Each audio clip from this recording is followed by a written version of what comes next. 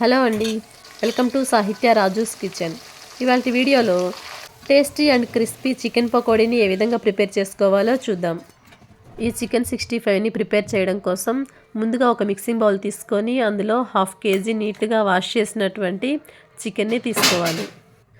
ఈ చికెన్ని నేను హాఫ్ బోన్లెస్గా హాఫ్ బోన్ తోటి తీసుకున్నానండి.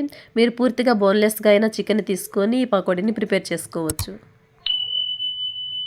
ఇప్పుడు ఈ చికెన్లో 1/2 స్పూన్ సాల్ట్ని, అలాగే 1/2 స్పూన్ పసుపుని, 1/2 బద్ద నిమ్మ చెక్కని తీసుకొని జ్యూస్ని పిండుకోవాలండి. ఈ లెమన్ జ్యూస్ ప్లేస్లో మీరు వెనిగర్నైనా యూస్ చేసుకోవచ్చు. ఇప్పుడు ఉప్పు, నిమ్మరసం అంతా చికెన్ ముక్కకి పట్టే విధంగా ఒకసారి బాగా మిక్స్ చేసుకోవాలి.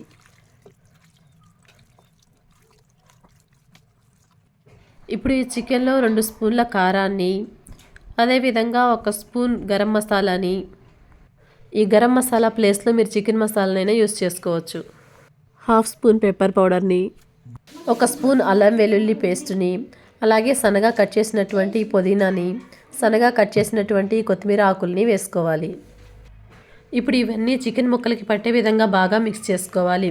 ఈ విధంగా మిక్స్ చేసుకున్నాక 1 అవర్ పాటు మ్యారినేట్ చేసుకుంటే చికెన్ బాగా జ్యూసీగా టేస్టీగా వస్తుంది.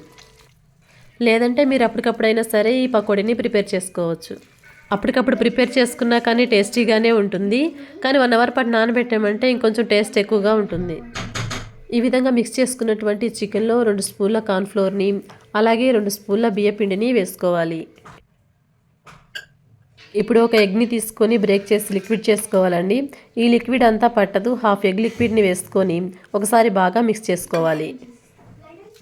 ఈ చికెన్ని మిక్స్ చేసుకోవడం కోసం మనం ఎక్కడా కూడా వాటర్ని యూస్ చేయలేదండి. వాటర్కి బదులుగా ఈ పిండి కోట్ అవ్వడానికి మనం ఎగ్ లిక్విడ్ని యూస్ చేసి మనం ఈ చికెన్ని మిక్స్ చేసుకుంటున్నాము. ఎగ్ని యూస్ చేయడం వల్ల చికెన్ సాఫ్ట్గా ఉంటుంది. ఈ విధంగా మిక్స్ చేసి పెట్టుకున్నటువంటి చికెన్ని స్టవ్ పై ఒక కడాయిని పెట్టుకొని డీప్ ఫ్రైకి సరిపడా ఆయిల్ని పోసి వేడి చేసుకోవాలి. ఇప్పుడు ఈ వేడి నూనెలో ఒక్కొక్క పీస్ వేసుకుంటూ డీప్ ఫ్రై చేసుకోవాలి.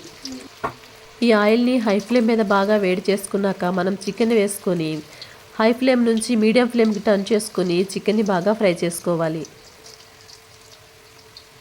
హై ఫ్లేమ్ మీద కనుక ఈ చికెన్ మనం ఫ్రై చేసామంటే చికెన్ పైకి బాగానే ఫ్రై అవుతుంది, కానీ లోపలంతా చికెన్ పచ్చిగానే ఉంటుంది.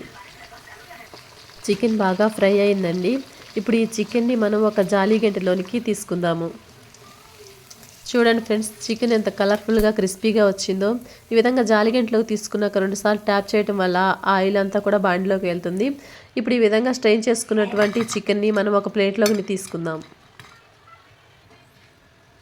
అదేవిధంగా మిగతా చికెన్ని కూడా మనం డీప్ ఫ్రై చేసుకుందాము.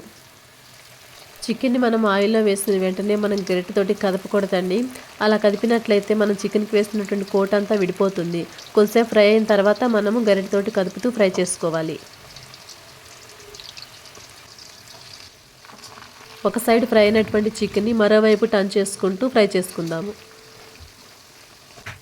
సన్నగా కట్ చేసినటువంటి పచ్చిమిరపకాయలు, అలాగే 2 రెమ్మల కరివేపాకుని వేసుకొని ఫ్రై చేసుకోవాలి.